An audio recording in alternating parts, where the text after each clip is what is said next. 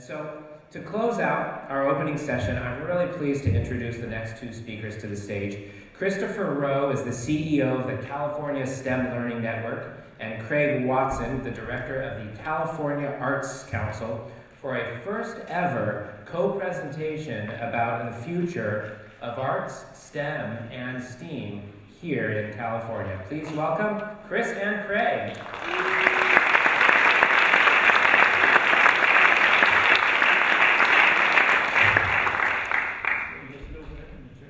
Let's do that. We're going to be pretty informal today. So good morning, everybody. I'm Chris Rowe. I'm the CEO of the California STEM Learning Network, and I'm really thrilled to be here this morning. The ST and the E and M in STEAM. So just a little bit about CSLNet, and then we're going to have a conversation. We're each going to talk a little bit about our organizations and our contributions to STEAM, and then we're going to have a little bit of a conversation about how we think we might be able to collaborate more closely going forward. So just a little bit of background first about our organization. We are a nonprofit. We were founded in 2010, so we're really a toddler. We're just 3.5 years old. But we were really formed because there were a lot of groups around the state that wanted to work together across the STEM fields. We've got great resources and assets in the state, up and down the state, obviously from here in San Diego all the way up to the North Coast. But people were finding it really hard to work together, to collaborate together. So we were formed to really bring those groups together, to really create a learning community across the entire state. We are organized regionally across the state, and we're really excited to have here in San Diego a very, very strong partner. I would say one of our strongest partners in the state, with the San Diego Science Alliance and the San Diego STEM Collaboratory.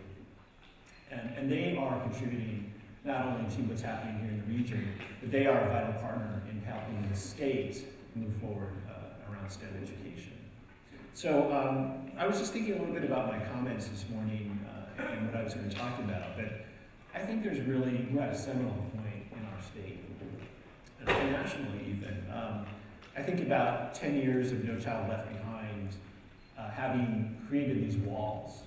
And I think about the President Reagan comment in the 1980s when he went to Berlin about we need to tear down these walls. And I think we're at a moment in California in our education system nationally where we need to begin to tear down the walls that have been built. That education system that has largely, under No Child Left Behind, squeezed out so much of the really good things that could happen in the education system. I know looking just at the data around science instructional minutes, something that we watch very closely, it's gone down pretty dramatically over the last 10 years. I would guess in arts it's been probably equivalent. Yes, exactly. It has been really, really challenging. But we are now in a new era in California. We are emerging again as a leader nationally. We've had strong leadership through the governor, through the state legislature, through the State Board of Education, to our state superintendent, that we really need to be leaders again. We really need to reset the button on our education system. So we've had the Common Core that's passed. We had new science standards, the next generation science standards, which were adopted in September. Together, these are two really important building blocks because they were designed in a whole new framework, thinking about active learning, thinking about project-based learning, and relevance. Those are kind of three key things when we talk about all of those new standards.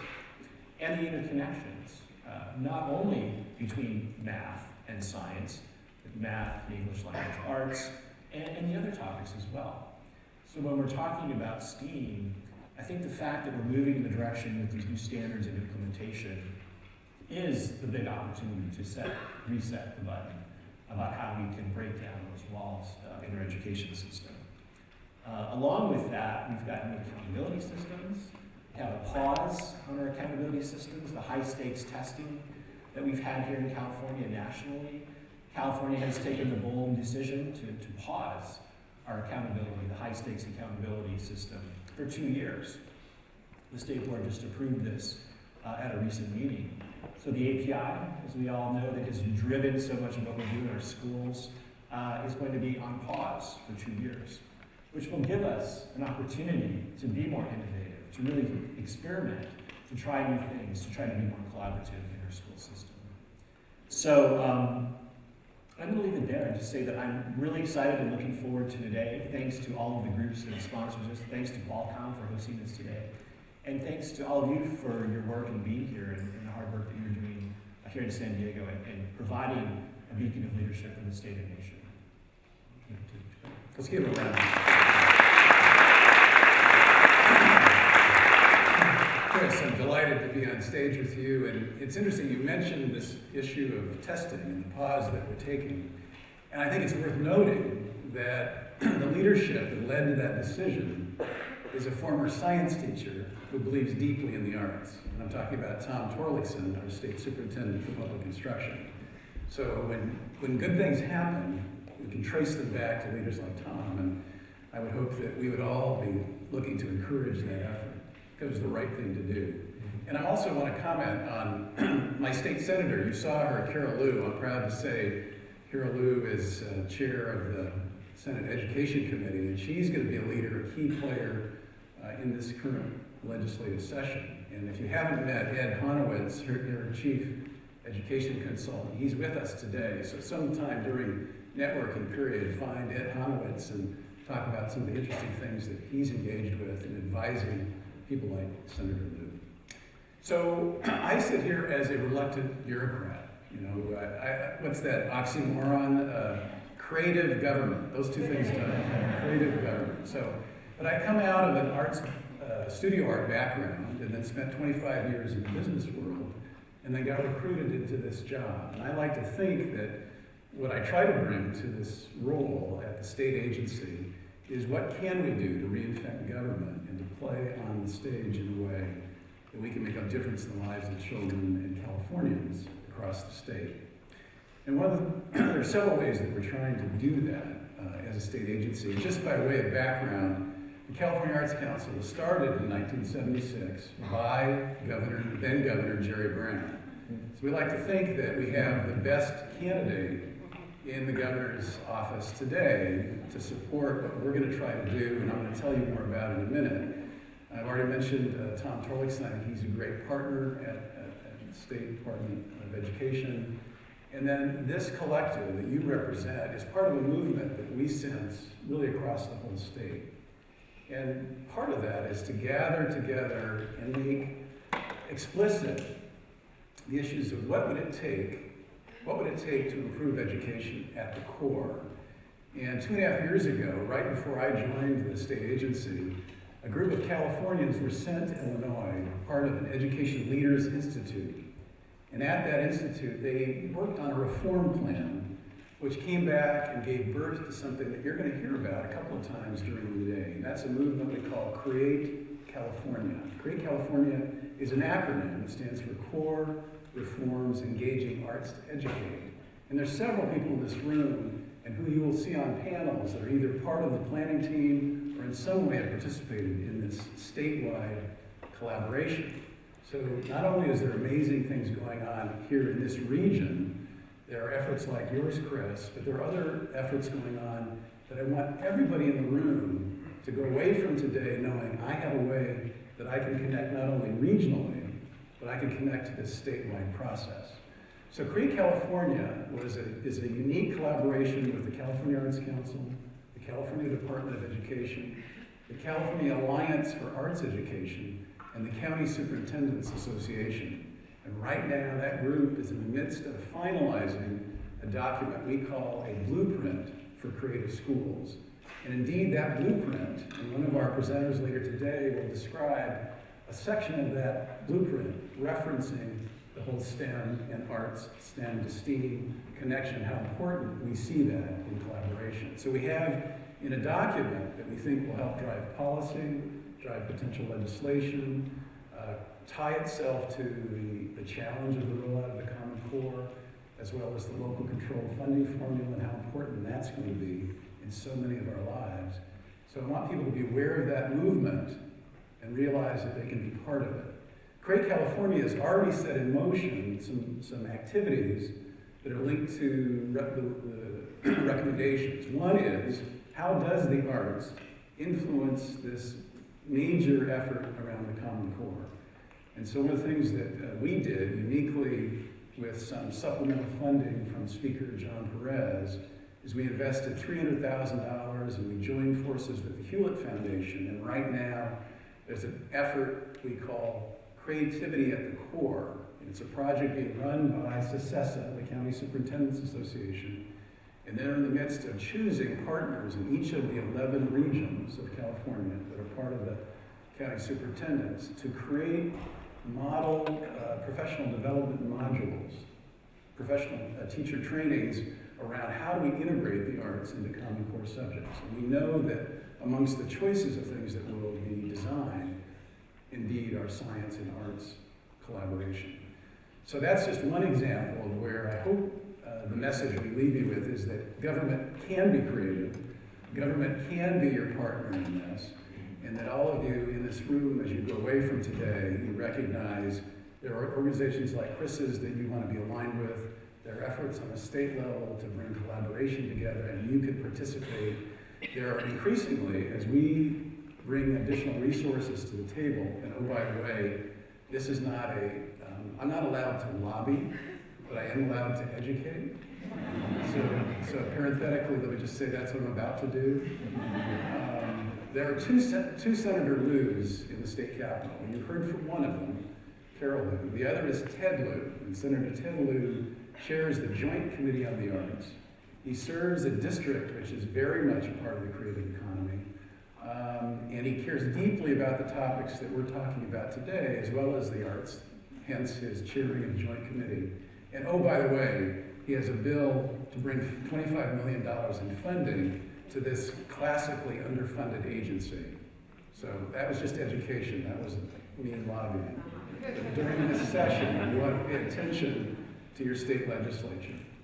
But I'll leave it there. If I could, one more thing, and that is, I brought with me a copy of the Otis report on the creative economy.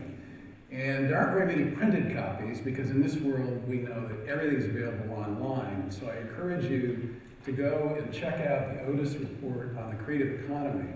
As one of the things that we did, Chris, this year is we funded the expansion of what has been an Orange County and Los Angeles study to go statewide. And so for the first time, we know that the creative industries of California generate nearly 10% of our jobs. So 1.4 million jobs are in some form of the creative industries. We know that $273 billion in state GDP, 8% of our state economic output, is linked to creative industries. And if you look at who are the creative industries, that's Hollywood entertainment, that's gaming design, furniture, product design, fashion, the traditional, all the discipline art forms, it's arts education. That makes it the creative economy.